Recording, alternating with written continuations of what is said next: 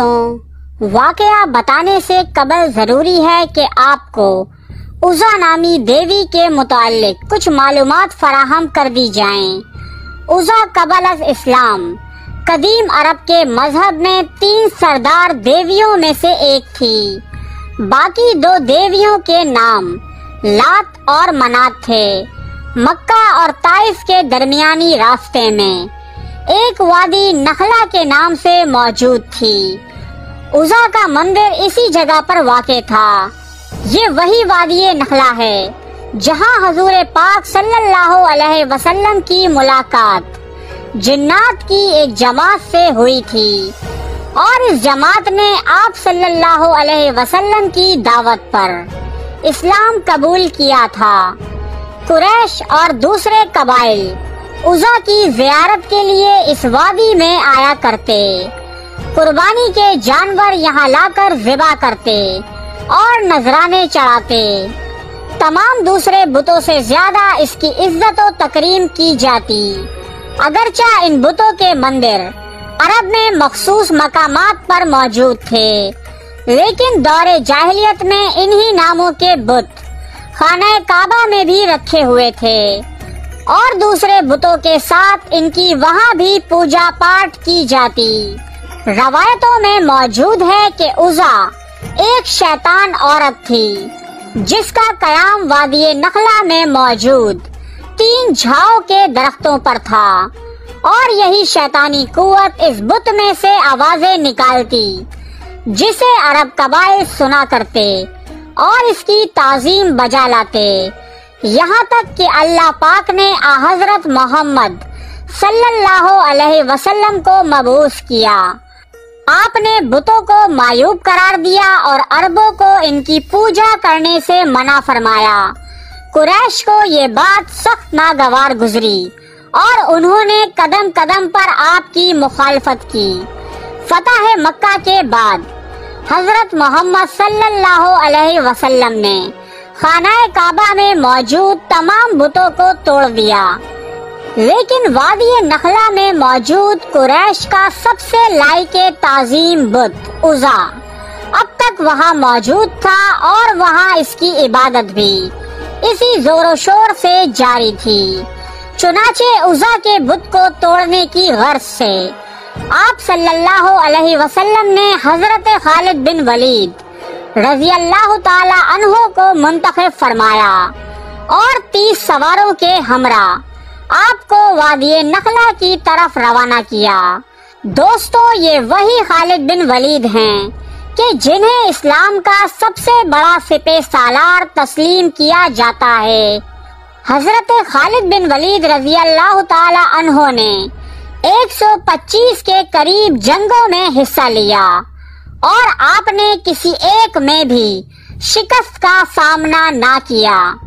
یہ خالد بن ولید ہی تھے کہ جنہوں نے کیسر و کسرا کی عظیم سلطنتوں کو زیر کر کے مدینے کی ایک چھوٹی سی ریاست کو ایک عالمی طاقت میں تبدیل کر دیا تھا۔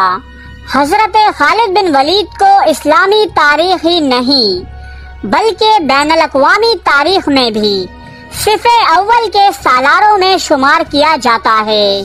حضرت محمد صلی اللہ علیہ وسلم نے جنگ موطا میں ان کی بے مثال بہادری پر حضرت خالد بن ولید کو سیف اللہ یعنی اللہ کی تلوار کا خطاب دیا۔ لیکن دوستوں، اس مرتبہ خالد بن ولید کا مقابلہ کیسر و کسرا کی عظیم فوجوں یا عرب کے جنگجو باغیوں سے نہیں، بلکہ ایک ایسی شیطانی قوت سے تھا کہ جس کی حقیقت اللہ اور اس کے رسول ہی بہتر جانتے تھے کہ وہ در حقیقت کیا تھی۔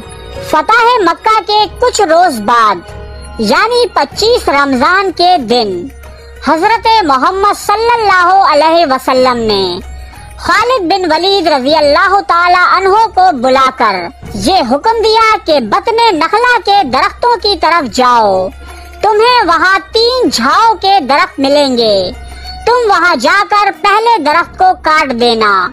دوستوں، جھاؤ ایک خضرو اگنے والا پودا ہے جسے انگلش میں ٹیمرکس کہا جاتا ہے۔ چنانچہ حضرت خالد بن ولید آپ صلی اللہ علیہ وسلم کے حکم پر وادی نخلا کی جانب روانہ ہوئے اور وہاں موجود پہلے جھاؤ کے درخت کو کاٹ ڈالا۔ یہ عمل انجام دینے کے بعد جب آپ واپس آئے تو حضور علیہ الصلوۃ والسلام نے آپ سے پوچھا کہ کیا تجھے وہاں کچھ دکھائی دیا تھا؟ حضرت خالد بن ولید نے عرض کیا، نہیں، کچھ بھی نہیں۔ اس پر آپ صلی اللہ علیہ وسلم نے فرمایا کہ واپس جاؤ اور دوسرے درخت کو بھی کاٹ دو۔ سو خالد بن ولید اسے کاٹ کر پھر سے نبی اکرم صلی اللہ علیہ وسلم کی خدمت میں حاضر ہوئے۔ آپ صلی اللہ علیہ وسلم نے پھر سے وہی سوال کیا کہ کیا تم نے کچھ دیکھا؟ حضرت خالد بن ولید نے عرض کیا، نہیں، کچھ بھی نہیں۔ اب آپ صلی اللہ علیہ وسلم نے فرمایا کہ واپس جاؤ اور تیسرے درخت کو بھی کاٹ دو۔ اس مرتبہ جب حضرت خالد بن ولید اس درخت کو کاٹنے کی غرض سے آئے تو دیکھا کہ ایک شیطان عورت برہنہ حالت میں بال پھیلائے ہوئے ہے اور غصے میں اپنے دانت پیس رہی ہے۔ اس کے پیچھے پیچھے عزا کے مندر کا محافظ دبیہ سلمی چلا آ رہا تھا۔